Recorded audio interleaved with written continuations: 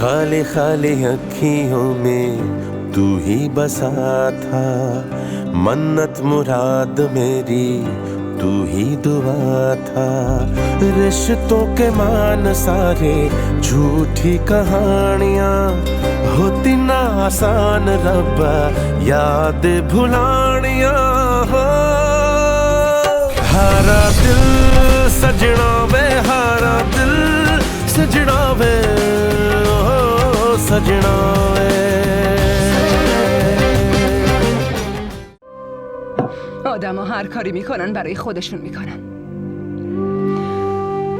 خب حالا این حرفا رو ول کن، به این فکر کن که باید چی کار کنیم. من میدونستم خاله بتول به خاطر دشمنی با تو تا هر جایی میتونه پیش بره، اما چرا خبری از عمو عرفان نیست؟ قبول دارم که از کارای بابا ناراحت بود، ولی مرگ همه کدورت‌ها رو از بین میبره. آبده لطفاً بس کن، دیگه نمیخوام راجع به اون آدم حرف بزنم. همین جوریش هم سرم درد میکنه، تو دیگه شروع نکن. هی مومنه، اگه با زندگی تو این خونه سر درد نگیری عجیبه. آبجی به این زن بگو از اینجا بره، قیافه و صدای اینو دیگه نمیتونم تحمل کنم. خب به قیافش نگاه نکن. چرا الکی داری اعصابتو خورد میکنی؟ ما فعلا نباید انرژیمونو برای حرفای الکی هدر بدیم، فهمیدی؟ تو کجا رفته بودی؟ ها؟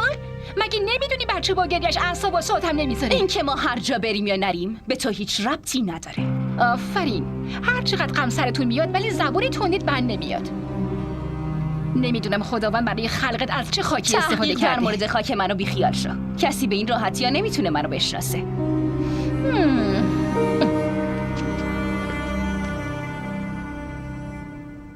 تو این اوضاع بعد تیکایی تو تمومی نداره نه؟ هر چقدرم تیکه بندازم ولی بازم حریف این زن نمیشیم.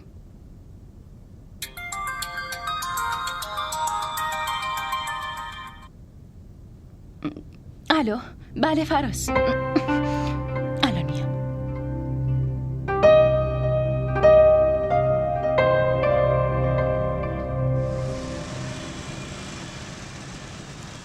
فیلمای دوربین مداربسته که برسه اون وقت راحت میتونیم شناسایی کنیم. من باید کار پیدا کنم فراز. من مشکلات مالی شما رو درک میکنم، ولی من نمیخوام تو یا مومنه کار کنین. خب پس چی کار کنیم؟ از شما کمک بگیریم، بعد مدیونتون بشیم. 7 نسلمون بهمون میخندن. کمک های عمو عرفانم هم مثل طناب دور گردنمونه. ولی دیگه اون نسلای من و تو که جدا نیستن. اگه حرف از مدیون بودنه پس من پول بهتون قرض میدم، شرایطتون خوب شد پسش بده. فراز، سلام راهم، چطوری؟ حالت چطوری؟ کاملا خوبم. این چند وقته کجا بودی؟ تو یادته که قرار بود یه مسابقه با هم بدیم؟ خیلی خوب بگو کی بیام تو رو شکست بدم؟ هر وقت که دلت خواست. عابد تویی؟ چیه؟ من نمیتونم اینجا باشم. مگه شما دوتا هم دیگر رو میشناسید؟ میشناختیم. چرا اینجوری میگی؟ چت شده؟ من یه عموی خیلی نزدیک و قدیمی دارم، عابد دختر ایشونه. که اینطور. سمی خوبه؟ عمو ابرار چطوره؟ عمو ابرارت مرده، سمی زنده است. خواهر بزرگشم مثل مادر مراقبشه. چی؟ تو چی داری میگی؟ تو چرا به ما خبر ندادی؟ تلاش کردیم بهتون خبر بدیم. آبجی بهتون زنگ زده بود، ولی اون روز نامزدیتون بود. من گوشیمو اینجا گذاشته بودم، کسی ندیده؟ آره، انگار گوشیت همینجا بود و فزه پیداش کردش. میبینی؟ اگه من به جای فزه بودم حتما همه پیاماتو چک میکردم.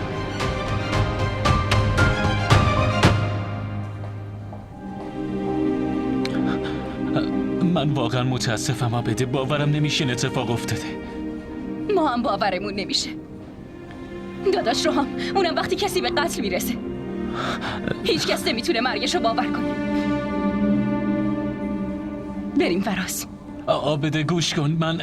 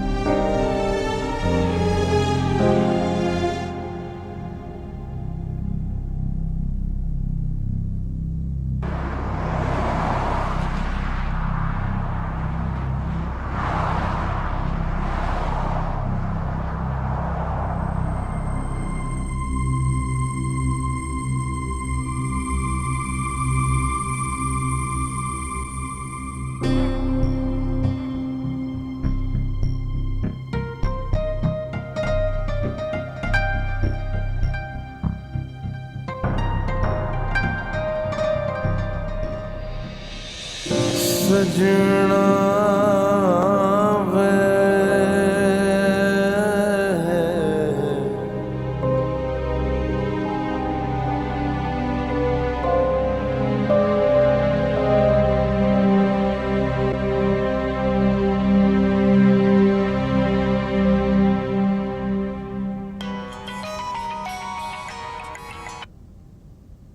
الو؟ بله دخترم، فزه جان بگو. راستش براتون یه سورپرایز دارم. در واقع این منم که سورپرایز شدم. برای شما ممکنه اذیت کننده باشه. چی میگی؟ سورپرایز؟ اذیت؟ در ضمن قرار بود تو بیای اینجا. چی شد؟ نمیخوای بری خرید؟ خرید؟ اما به نظر من برای اون خریدی که اینقدر هیجان زده اینو عجله دارین، دیگه نباید برنامه‌ای داشته باشین. تو چرا منو نگران میکنی فزه؟ چرا واضح نمیگی که چی شده؟ اون پسرتون آقا روحام این وقت روز اومده دیدن نامزد قبلیش و رفتی خونشون. این چطور ممکنه؟ ممکن شده امه. من اونو تعقیبش کردم، دنبالش کردم و تا اینجا رسیدم. فهمیدم اینجا خونه مؤمن است. حتی پسر گلتون رفت داخل خونه پیش دختره. باشه تو همونجا بمون، من همین الان میام. تو ناراحت نباش دخترم. من ذات اینجور آدما رو خیلی خوب میشناسم. این که چطور باهاشون رفتار بشه رو هم خیلی خوب میدونم. اما لطفاً اصلا لازم نیست شما اینجا بیاین. تو این رفت آمدا همه زندگیتون میگذره، ولی اصلا این رفت آمدا تموم نمیشه. شما از بی‌آبرو کردن همدیگه خوشحال میشین، ولی من اصلا از این کارا خوشم نمیاد. منو از این کارا دور نگه دارین لطفاً. ببین فزه یکم آروم باش. این طرز فکر باعث میشه یکم تصمیمای عجولانه بگیری. یه ذره کنترلش کن دختر عزیزم. بعضی تصمیما رو باید برای خوشحالی خودت بگیری که اونم نیاز به یه خورده زمان داره. من الان میام اونجا. من از اومدن به اونجا من نکن. آینده تو روحام با هم تصمیم میشه. به من اعتماد کن. اما من که چیزی از آینده نمیدونم، ولی فعلا حال الان مؤمنه و روحام خیلی هیجانی به نظر میرسه. من میام خونه و همین امروز در این مورد تصمیم نهایی رو میگیریم.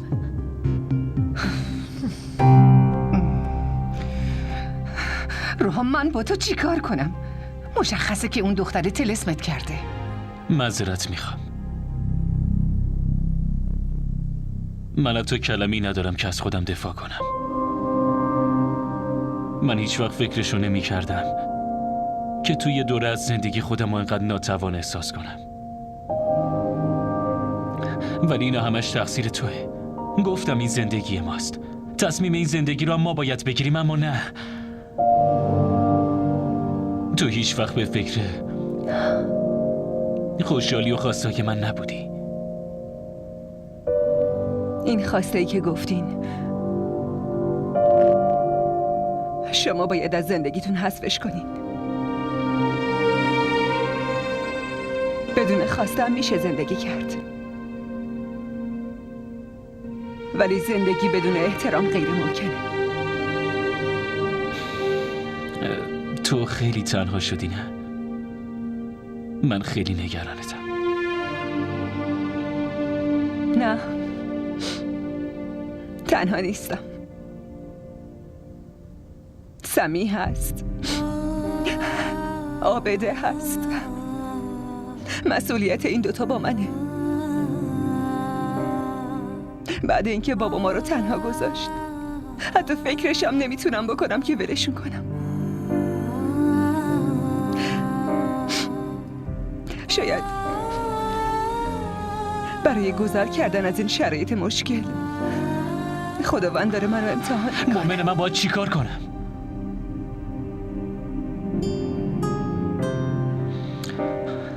لجبازی تو منو شکسته. تو اصلا میدونی که من بدون تو چقدر تنها شدم. همه چی برای زنده بودن دارم، ولی حس زندگی من پیش تو مونده. من واقعا دلتنگتم. مراقب خودت باش. نگران من نباش. فزه دختر خیلی خوبیه.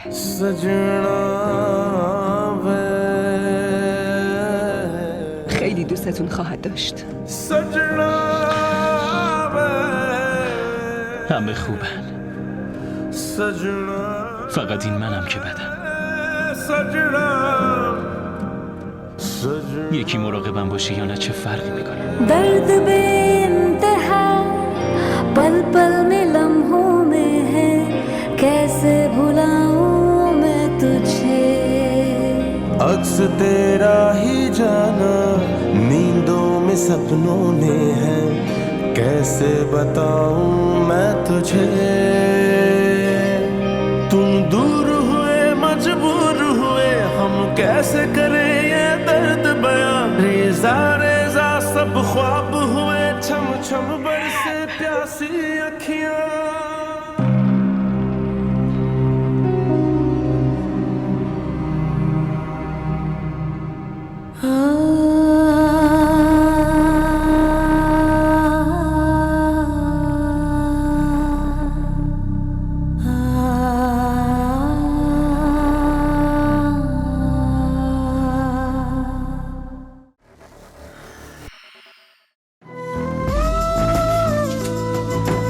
این دیگه چیه نوشتین؟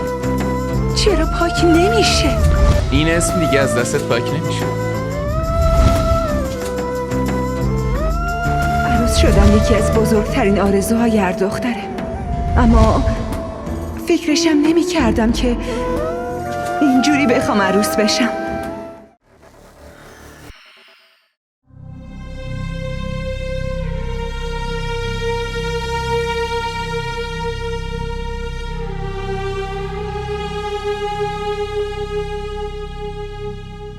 مامان پس چرا نیومدین؟ من چقدر منتظرتون موندم. دیگه دقیقه 90 برنامه‌تون رو عوض نکنین، اعصابم خورد میشه.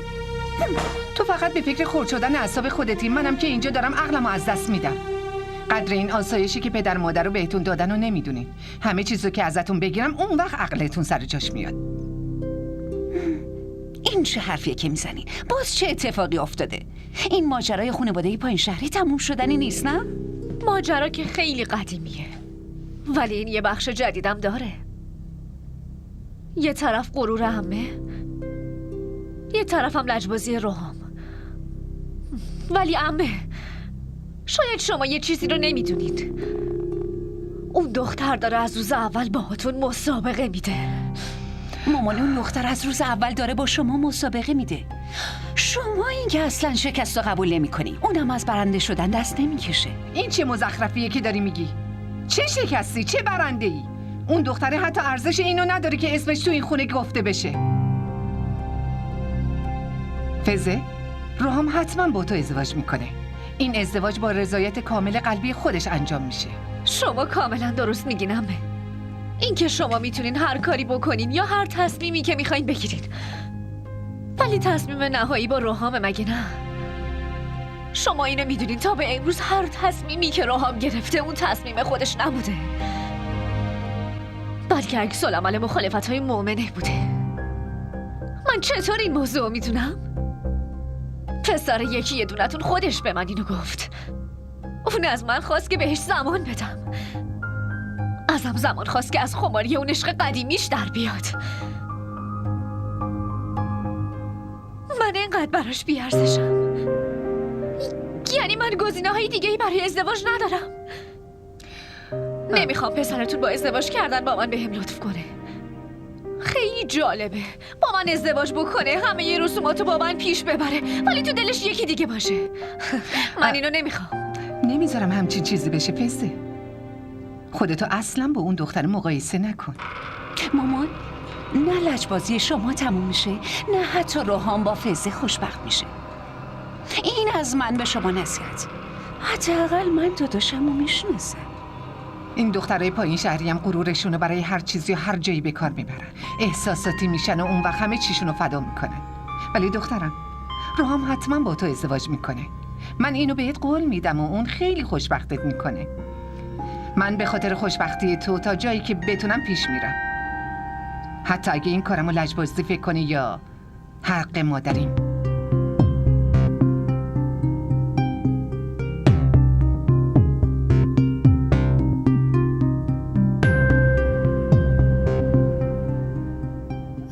وای خدا، این هوای گرم رو نگاه کن. های حالم داره به هم میخوره. بفرما خانم، خریدار رو آوردم. زیبا پولش رو بهم داد. بیچاره خیلی آدم خوبیه. میگفت هر ماه من خرج خونه رو میدم، هرچی که لازم باشه. چی؟ چرا باید خرج خونه ما رو خاله زیبا بده؟ شما عقلتون رو از دست دادین؟ آره معلومه که عقلمو از دست دادم که تو این دیوونه خونه گیر افتادم. پول که ندارن، به جاش بلدن خوب حرف بزنن. این خرجایی که داری برای داداشتونت میکنی که همشون چرت و پرتن. اصلا حواست به این هست؟ بابات وقتی مرده کارخونه از خودش به ارث نذاشته، فقیر مرده. برای ما هم که پول کنار نذاشته که خرجش کنیم. چی؟ شما رفتین حقوق بابا رو گرفتین؟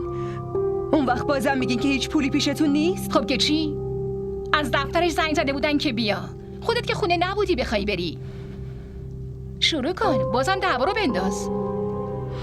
من نه دعوا را میندازم، نه حتی وقتی برای حرفای چرت و پرت دارم. ببینین، یه سری خریدا برای خونه است و خریدای سمی هم باید تهیه کنین. تمام. منم همینو دارم میگم. اونا فقط یه مقدار پول دادن که اونم همش خرج دارو هم شد. در ضمن میدونی مدیرش بهم چی گفت؟ گفت که بابات قبلا وام بزرگی گرفته. اون پولی هم که برای حقوقشه همش برای کم کردن بدهیش نگه میدارن. دیگه برای ما هم هیچی نمیمونه. بدهی؟ مگه همچین چیزی میشه؟ بابا هیچ وقت در این مورد حرفی نزده بود. بیا، مگه میشه یه همچین چیزی؟ من از اینجور حرفا خیلی زیاد شنیدم. خب تو این سن و سالش نباید این بچه رو می آورد. مامانت هم نباید میمرد. نباید بعد ازدواج منو اینجا می آورد. خودش هم نباید میمرد. بگو این اتفاقات هم نباید میافتاد، مگه نه؟ شما حرفا از کجا به کجا میبرین؟ من فقط یه چیز پرسیدم که بابا برای چی وام گرفته؟ آخه من از کجا باید بدونم که بابات برای چی وام گرفته؟ میتونستی وقتی که زنده بود ازش بپرسی. حتما لازم داشته. بعدش هم این همکارای دفترش، فامیلا و نزدیکامون نیستن که بخوان بدهی ما رو ببخشن. به علاوه حتی فامیلم بدهیشو نمیبخشه. ولی شما از کجا باید بدونین؟ ها؟ که با فک و فامیلتون چطور باید رفتار کنین؟ باید باهاشون رفت و آمد کنین تا بفهمین. بدون فامیلم زندگیمون خوب داره میگذره. آره دارم میبینم. راستی اون فامیلتون که اومده بود برای تسلیت گفتن خیر بود؟ خیلی زود یادش نیومد که باید تسلیت بگه؟ نمیشه مانع کسی شد که برای تسلیت گفتن میاد. من کردن که خیلی کار خوبی نیست، ولی برای اینجور فامیلا که حتی نباید درم روشون باز کرد. آدمای بی معرفت، تو میبینی؟ هر وقت دلشون خواست وصلت میکنن، هر وقت هم دلشون خواست وصلت رو به هم میزنن. اینم شد فامیل؟ اون نیومده بود که آشتی کنه، فقط اومده بود تسلیت بگه. باشه خوب، حداقل به فکرشون رسید بیان یه تسلیت بگن. درسم عزیزم، تو اصلا نگران وصلتت نباش. خواستگار برات زیاد پیدا میشه. شما لطفاً نمیخواد به فکر من باشین.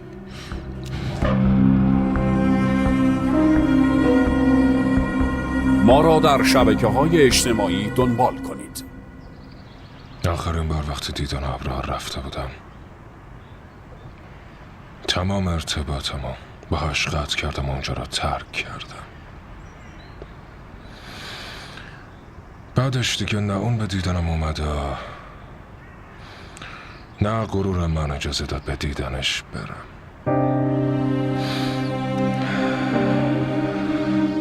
خیلی بد شد، خیلی بد. کاش اصلا این کارو نمی کردم.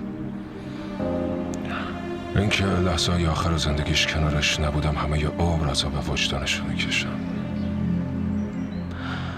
منم خیلی پشیمونم بابا. فزو و مامان هر دوشون این موضوع رو میدونستن ولی از ما دوتا پنهون کردن. هیچ وقت فکرشم نمیکردم مامان تا این حد ازشون متنفر باشه.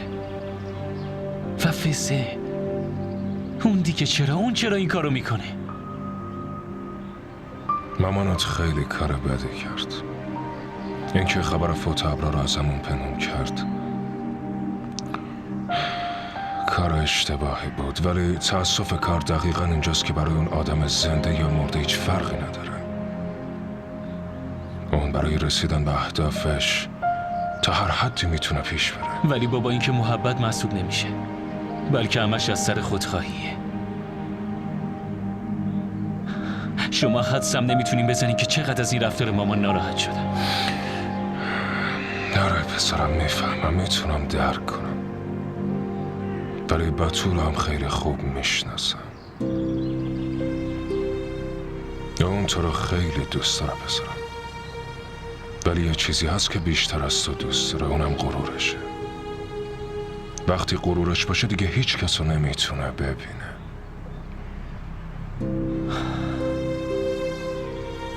بابا من اینجا نفسم میگیره.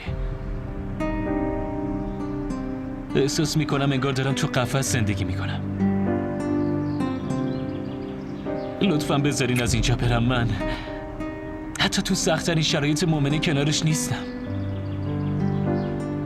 برای من امتحانی بزرگتر از این چی میتونه باشه؟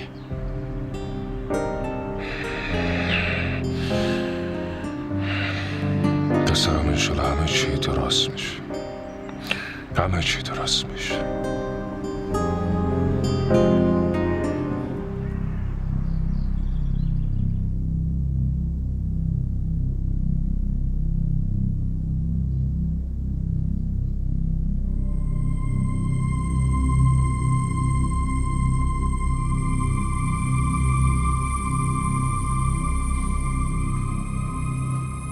سلام علیکم. علیکم سلام. این چه سر و ریختیه که تو درست کردی؟ ولی چی بگم بهتون، تو ادم دیگه. برای همین به بهونه داروام اومدم بیرون. باید دیگه احتیاط کنم نه؟ برای اینو پوشیدم چون اگه یه همسایه آشنایی منو میدیدن مچمو میگرفتن، دیگه نمیذاشتن بیام، مجبور به این کار بودم. از کار حرف بزنی؟ از کار که حرف میزنیم، ولی به خدا اینقدر گرسنم شده هر روز از بس برنج و عدس خوردم دیگه حالم به هم خورده. یه غذای خوب سفارش بده دیگه. فعلا این آب میبر بخور.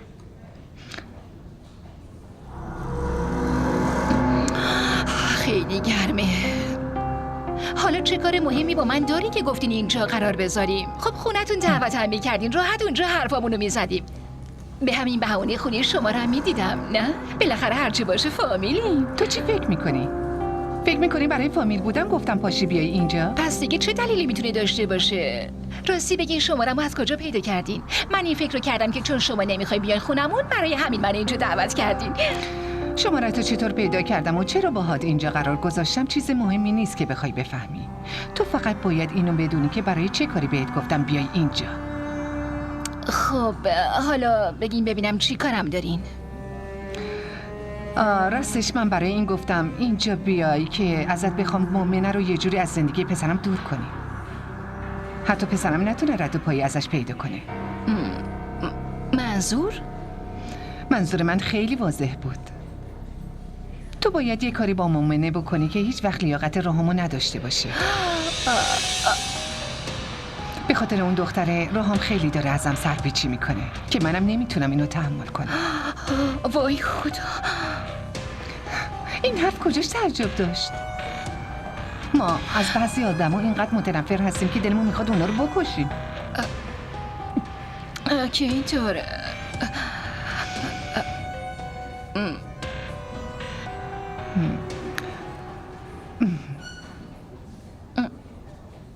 اما آبجی بتول، اگه بکشیم باید کجا دفنش کنیم؟ این دیگه کار توه. من چیکار کنم؟ چیکار؟ باشه من بهتون تلفنی خبر میدم.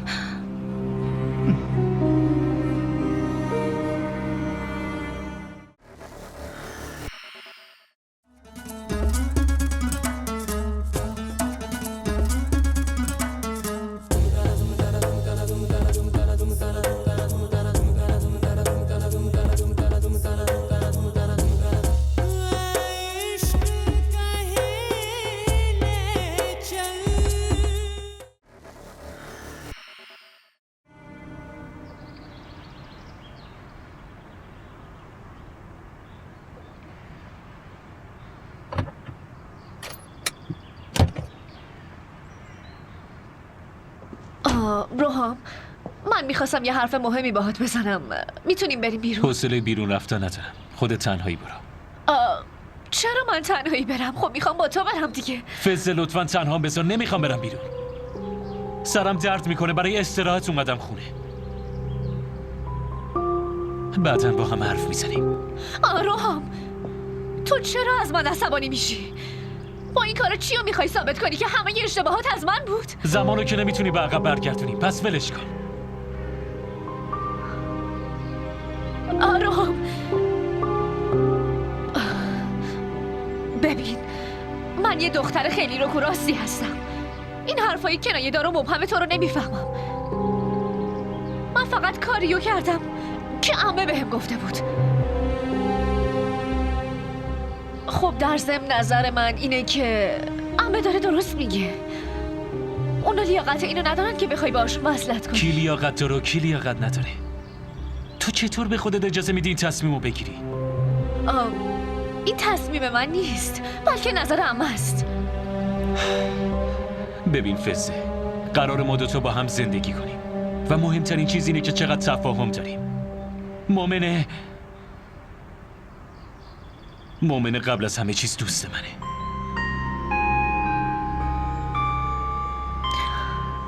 پس یعنی اون هنوزم دوستته؟ اون همیشه دوست من میمونه. حالا بینمون هر چقدر اختلاف باشه و هر چقدر از هم ناراحت باشیم، ولی جایی که مومنه تو دلم داره رو کسی نمیتونه بگیره.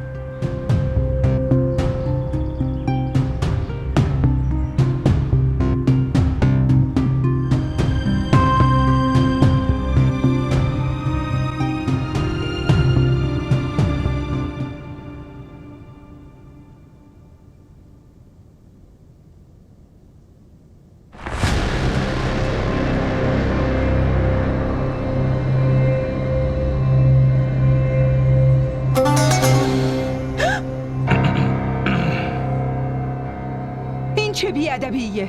اینجا چی کار میکنی؟ همینطوری؟ همینطوری؟ خجالت کشی. این خواهرزادتون چرا هر روز میاد اینجا؟ وقتی بابا زنده بود جرأت نداشت هر روز بیاد. چرا الان میاد؟ ای خدا، مگه پسر من چیکار کرده؟ قاسم تو کجایی؟ خاله من رفته بودم براتون آب بیارم دیگه. گوش بدین چی میگم. اگه انقدر علاقه دارین که هر روز ببینینش، پس برین خونش رو ببینینش. ولی اجازه نداره هر روز بیاد. بهترینه که اینو به زبون خودتون بهش بفهمونین. هوی خانم، اولا تو گوش کن. این خواهرزادم مثل پسر خودمه. هر جایی من باشم اینم اونجاست. جایی که خونه من باشه خونه اونم هست. من خودم بهش گفتم بیاد. مگه نباید خرید میرفتیم ها؟ اون انگشتر رو باید بفروشیم نه؟ شما انگشتر میفروشین یا هرچی. این اصلا هیچ ربطی به من نداره. ولی این آدمو دیگه نمیخوام تو خونم ببینم. آره دیگه، اینجا خونه توه. ما هم که دیگه انگار اینجا اجاره نشین شدیم. من که فقط میخواستم کمکتون کنم. مگه چه حرفی زدم که شما اینقدر ازم عصبانی شدی؟ تو یکی دهنتو ببند. تو اصلا حق نداری با من حرف بزنی، فهمیدی؟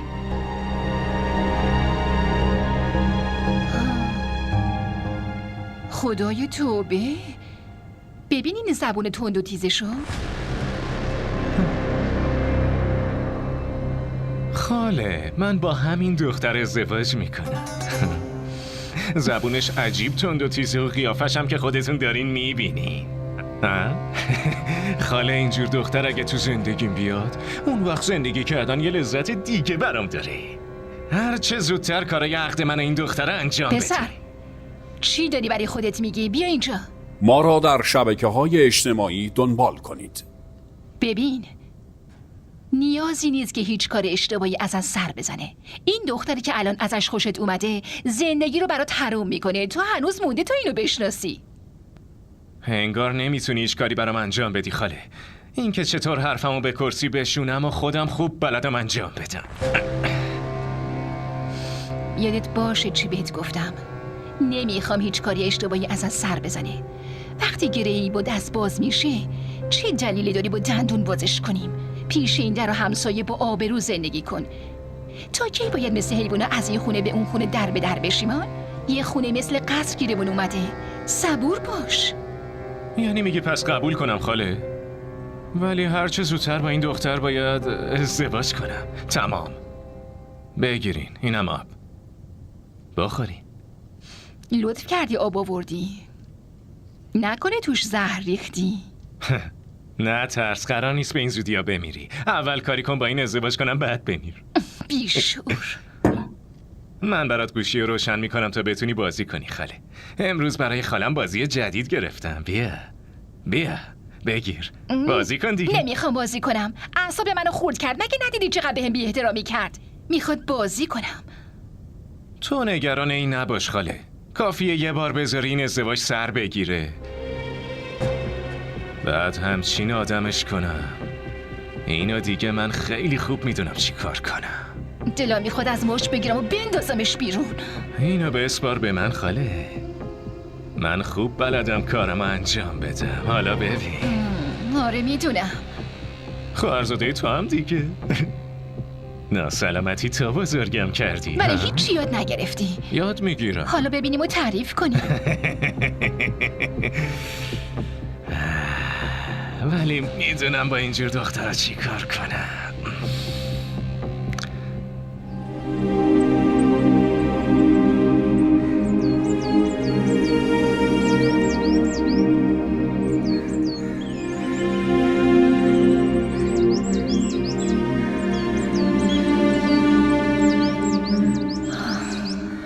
پس موضوع اینه.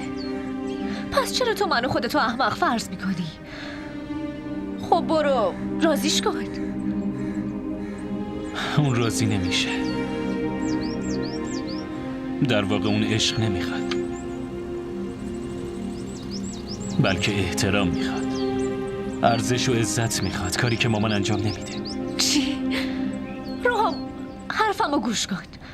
اگه اون واقعا تو رو دوست داشته باشه، اون وقت دیگه نیازی نیست به این چیزا فکر کنه.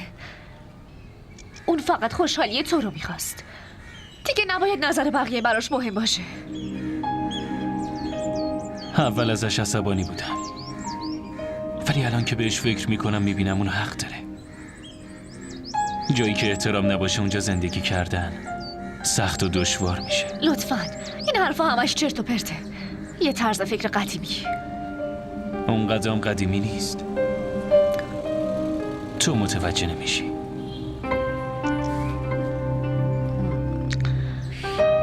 پس یعنی تو پشیمونی؟ اگه میتونستم زمان رو به عقب برگردونم شاید پشیمون میشدم. اون تصمیم خیلی چیزا رو عوض میکرد.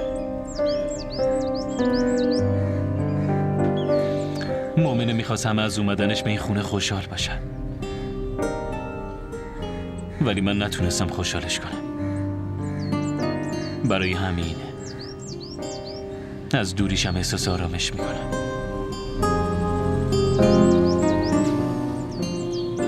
و منم تو این خونه میام، ولی تو قلب تو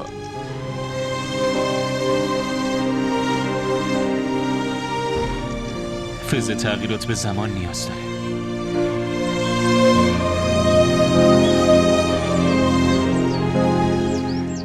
بریم.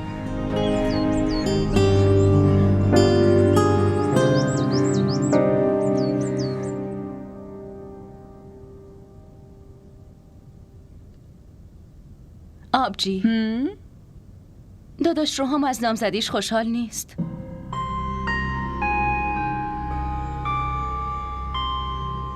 فرازم اینو فهمیده. چه فرقی میکنه؟ خیلی از آدمام هستن که احساس خوشحالی نمیکنن، ولی بازم هر جور شده زندگی رو با هم میگذرونن. هنوزم فرصت داری.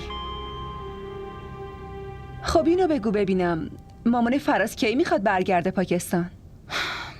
من برای ازدواج عجله‌ای ندارم. میخوام خیلی جدی رو درسام تمرکز کنم. وا چرا؟ من که میخوام تو هرچه زودتر ازدواج کنی.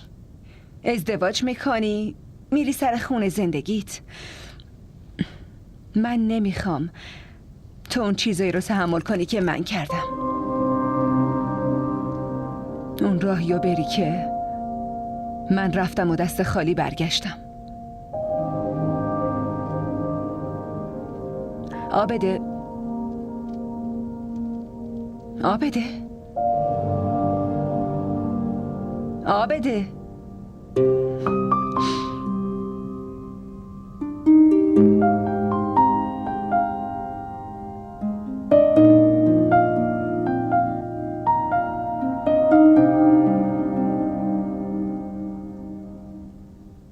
خوش به حالش میتونه اینقدر راحت بخوابه، ولی من تمام شب از ترس چشم رو هم نمیذارم. خدایا تو به خواهرم همیشه اینجور خواب راحت بده. آمین. آبجی لطفاً چراغو خاموش کن. نمیدونی خیلی خوابم میاد. حتما همه ای کارا رو من میکنم. شما راحت بخوابین.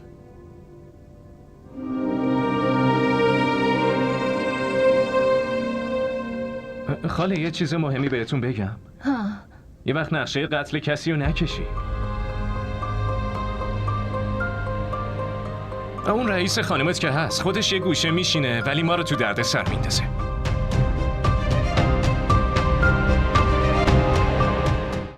खाली खाली अखियों में तू ही बसा था, मन्नत मुराद मेरी तू ही दुआ था। रिश्तों के मान सारे झूठी कहानियाँ होती ना आसान रब्बा याद भुलानियाँ। DDTV ارائه کننده بزرگترین سریال های درامای ترکی، کره‌ای، پاکستانی دوبله شده به فارسی می باشد. لطفاً سابسکرایب کنید و عضوی از خانواده ما شوید.